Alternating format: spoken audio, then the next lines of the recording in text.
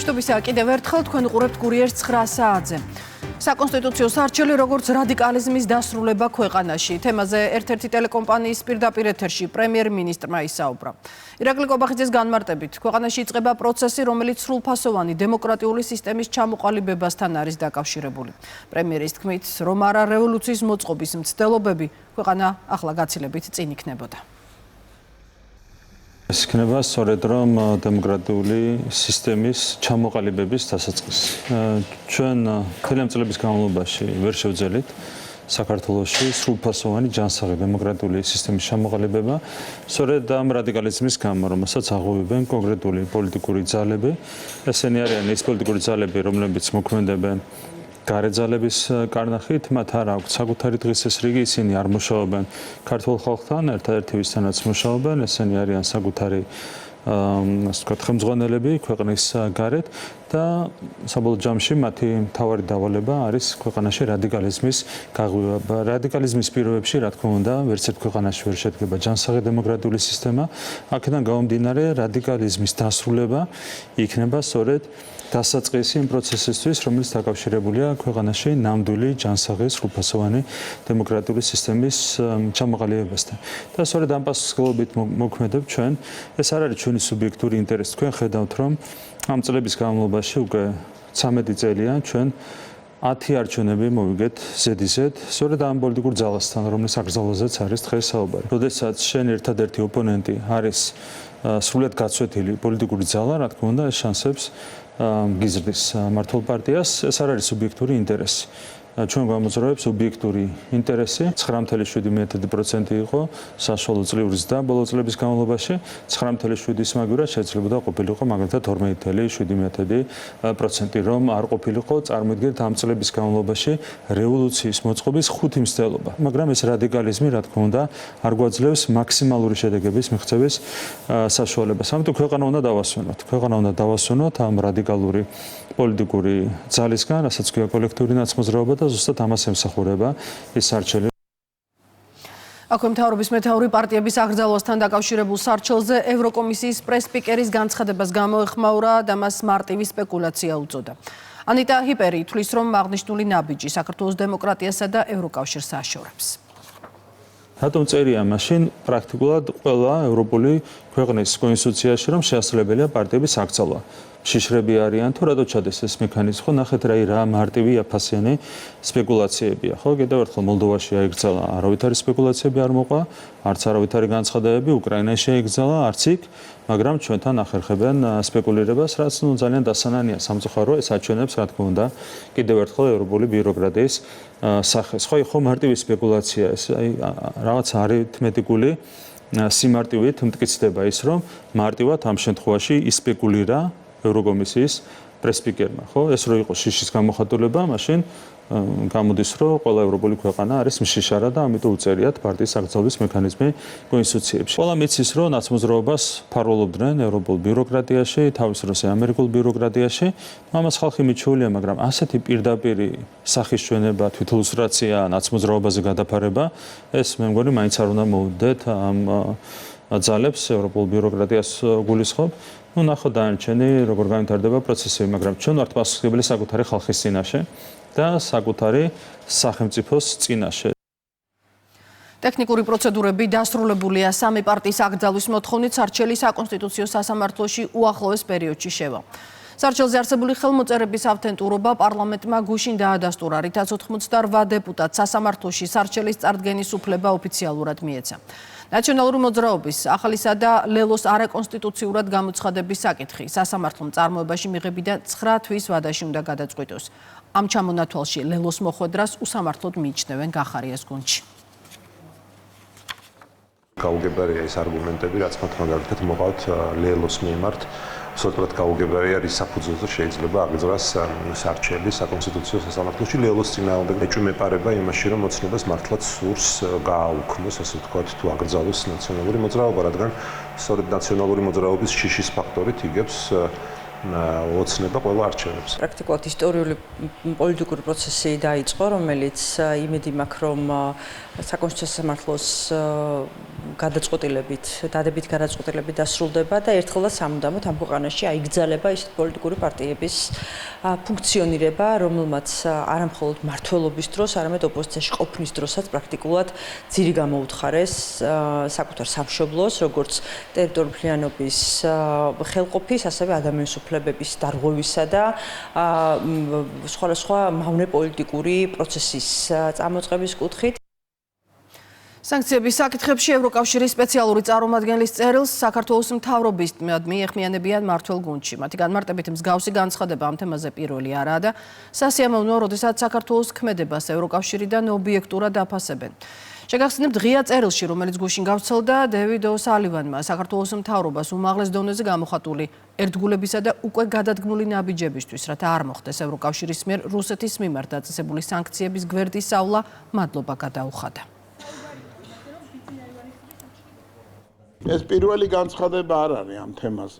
ჩვენ გვახსოვს განცხადებები საკმაოდ კომპეტენტურმა ადამიანებმა სპეციალური კომისიის საქმიანობის შემდეგ, საკითხების შესწავლის შემდეგ საქართველოში გააკეთეს ასეთი განცხადებები, რომ საქართველო არ არის რაღაცა ნაცრისფერი თუ შავი ხვრელი, როგორც მას უწოდებდა ზოგიერთი ბედოვლათი ვითომ პოლიტიკოსი, საიდანაც ხდება აკრძალული პროდუქციის მიწოდება რუსეთისათვის და სანქციების გვერდის სწავლის შესაძლებლობა საქართველოში არ ყოფილა არასდროს დაშვებული.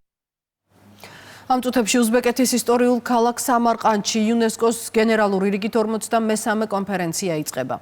ფორუმს გაეროს განათლების, მეცნიერებისა და კულტურის ორგანიზაციის 200-მდე წევრი სახელმწიფოსა და 12 ასოცირებული ქვეყნის 3000-მდე დელეგატი ესწრება.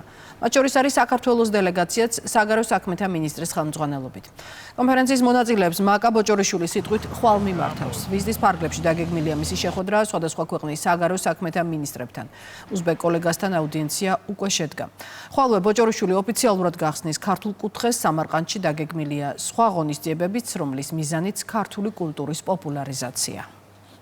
გაიმართება მნიშვნელოვანი მსჯელობები, როგორც კულტურული მემკვიდრეობის საკითხებზე, ასევე განათლების სფეროში თანამშრომლობის საკითხებზე.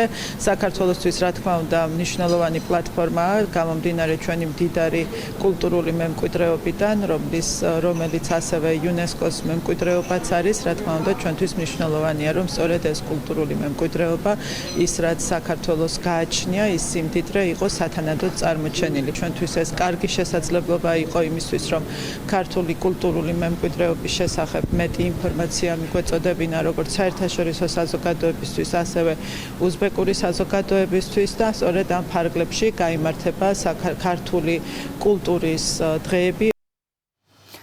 სამხრეთ კორეაში ცოტა ხნის წინ ამერიკის შეერთებული შტატებისა და ჩინეთის პრეზიდენტების შეხვედრა დასრულდა. ტრამპმა და სი ძინპინმა ქალაქი ბუსანი კომენტარის გარეშე დატოვეს. დახურულ კარს მიღმა გამართული შეხვედრის მთავარი თემა სავაჭრო ეკონომიკური ურთიერთობები და ამ სფეროში არსებული პრობლემები, ასევე უკრაინაში ომის დასასრულებლად ჩინეთის როლი იყო. მოლაპარაკების დაწყებამდე ტრამპმა იმედი გამოთქვა, რომ შეხვედრა წარმატებული იქნებოდა და განაცხადა, რომ სი ძინპინი მისი დიდი ხნის მეგობარია.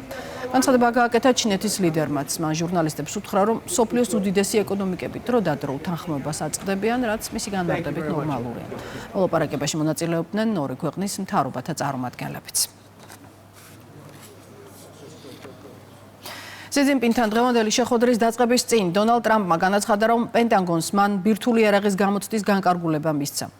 Truth Social-ის გვერდზე გამოქვეყნებულ პოსტში ტრამპი ასევე წერს, რომ უზარმაზარი დამანგრეველი ძალის გამო ამის გაკეთება არ სურდა, თუმცა არჩევანი არ ჰქონდა, რადგან ამ შეიარაღებით რუსეთი მეორე ადგილზეა, ჩინეთი კი მესამეზე, რაც 5 წელიწადში გათანაბრდება.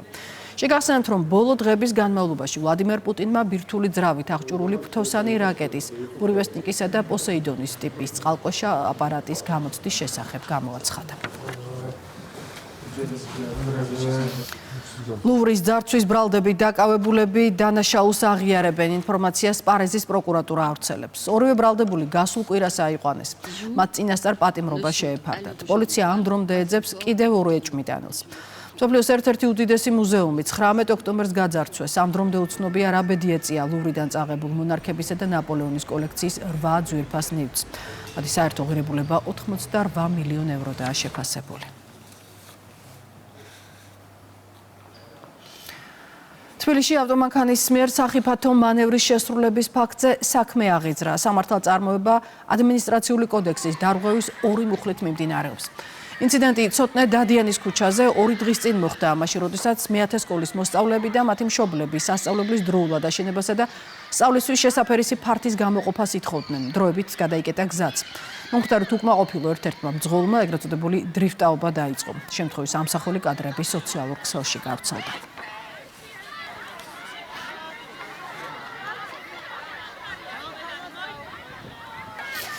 თბილისის მერვე მოწვევის საკრებულო რამდენიმე საათში პირველ სხდომაზე შეიკრიბება. კანონის მიხედვით მას ცესკოს თავმჯდომარე გახსნის, რის შემდეგაც მას საკრებულოს ახალი თავმჯდომარის არჩევამდე საკრებულოს უხუცესი წევრი გაუძღვება.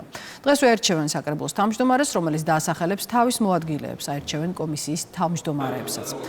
4 ოქტომბრის არჩევნების შედეგად დედაქალაქის საკრებულოში წარმომადგენელი 4 პარტიას ყავს. ქართულ ოცნებას 45 მანდატი აქვს, 2 ლელოს და გირჩს, 1 ალტინფოს. იქნება პროცედურულად გაწერილი ყველა ის დეტალი, თუ როგორ უნდა შეიქმნას და როგორ პროცედურით უნდა ერჩეს თავმჯდომარე, მისი მოადგილეები, შემდეგ შეიქმნან ფრაქციები და დაკომპლექტდეს კომისიები თავის შემადგენლობის საკრებულოს წევრების შემადგენლობიდან და რა თქმა უნდა ასევე იქნენ არჩეული komisიის თავმჯდომარეები. ჩვენი შემადგენლობა არის სრულად ზატყოფნაში იმისათვის პროგრამების მნიშვნელოვანი საკითხები დაწყებული სატრანსპორტო პოლიტიკით, დამთავრებული ეკოლოგიური საკითხები და ბუნების დაცვით და ყველა ის საკითხები, რომელიც არის ძალიან მნიშვნელოვანი ჩვენი დედაქალაქის მოსახლეობისათვის, მომდევნო 4 წლის განმავლობაში შესრულდეს. მედია წიგნიერების დღე აღინიშნა საქართველოს სხვადასხვა რეგიონის სკოლებში. შეხვედრებზე კიდევ ერთხელ გაკეთდა აქცენტი, თუ როგორ უნდა მოხდეს ყალბი და ნამდვილი ინფორმაციის გარჩევა, დეზინფორმაციის აღმოჩენა, ასევე ინტერნეტისა და მედიის პასუხისმგებლიანი გამოყენება. ღონისძიება იუნესკოს მედია და ინფორმაციული წიგნიერების გლობალური კვირეულის ფარგლებში კომუნიკაციების კომისიის ორგანიზებით შედგა. მოხარულები ვართ, რომ იუნესკოს მედია და ინფორმაციული გლობალური კვირეულის ფარგლებში ტრადიციულად მთელი საქართველოს მასშტაბით აქტიურად აღინიშნება მედია წიგნიერების დღე სკოლებში და სწორედ ერთ-ერთი აქტივობის სახით ჩვენ ვეწვიეთ სკოლას, საჯარო სკოლას და ვისაუბრეთ იმ მნიშვნელოვან თემებზე, რომელიც უკავშირდება მედია წიგნიერებას, ინფორმაციის გადამოწმებას. წიგნიერების კვირეულში ჩვენი სკოლა წელს პირველად ჩაერთო, რომლის ფარგლებშიც ჩვენმა მოსწავლეებმა შექმნეს საინტერესო პოსტერები ინტერნეტ უსაფრთხოების შესახებ. ვფიქრობ, ეს იყო მნიშვნელოვანი საკითხი, რადგან მოსწავლემ დღეს ციფრულ სამყაროში შეძლოს მიიღოს უსაფრთხოდ ინფორმაცია.